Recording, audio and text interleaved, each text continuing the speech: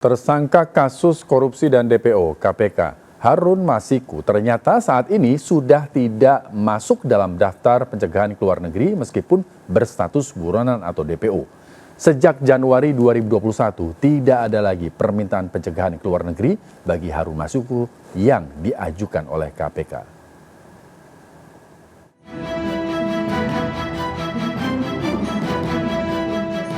Pelaksana tugas Direktur Jenderal Imigrasi Kementerian Imigrasi dan Pemasyarakatan dalam press briefing akhir tahun 2024, Selasa siang.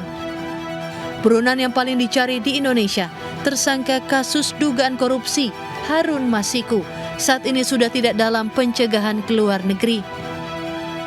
PLT Dirjen Imigrasi menjelaskan, sejak 13 Januari 2021, surat pencegahan ke luar negeri bagi Harun Masiku yang diajukan oleh KPK belum diperpanjang.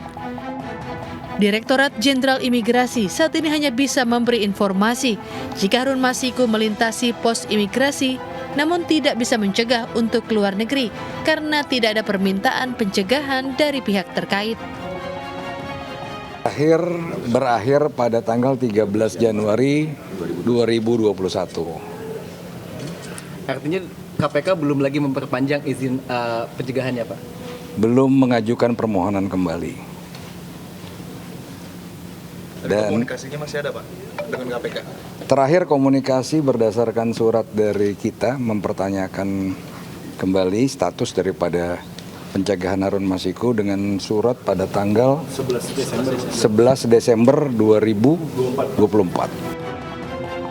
Direktorat Jenderal Imigrasi memastikan sampai saat ini tidak ada tercatat data perjalanan ke luar negeri atas nama Harun Masiku di imigrasi.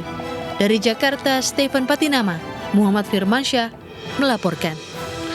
Setelah mangkir dari jadwal sebelumnya, mantan Menteri Hukum dan HAM Yasona Lauli yang juga politikus PD Perjuangan hadir memenuhi panggilan penyidik KPK untuk diperiksa Rabu 18 Desember. Yasona dimintai keterangan terkait dugaan kasus suap pergantian antar waktu anggota DPR yang menyeret Harun Masiku.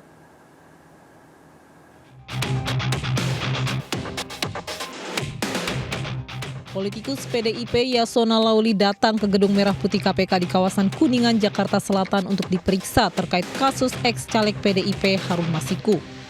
Pemeriksaan ini merupakan penjadwalan ulang pekan lalu karena Yasona tidak bisa hadir.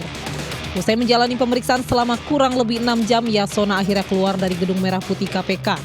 Dalam hal ini, Yasona menyampaikan dirinya diperiksa penyidik dengan kapasitas sebagai Ketua DPP PDIP serta Menkumham. Saya mengirim surat permintaan fatwa ke Mahkamah Agung.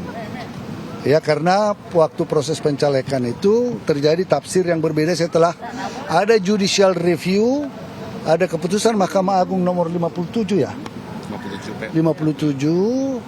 Kemudian DPP mengirim surat tentang penetapan caleg, ya. Kemudian KPU tidak menanggapi berbeda. Kemudian kita minta fatwa kepada Mahkamah Agung. Harun Masiku ditetapkan KPK sebagai tersangka dan saat ini masuk DPO dalam perkara dugaan suap kepada penyelenggara negara terkait dengan penetapan calon anggota DPR RI terpilih periode 2019-2024 di KPU. Dari Jakarta, Irfan Hardiansyah, Muhammad Firmansyah melaporkan.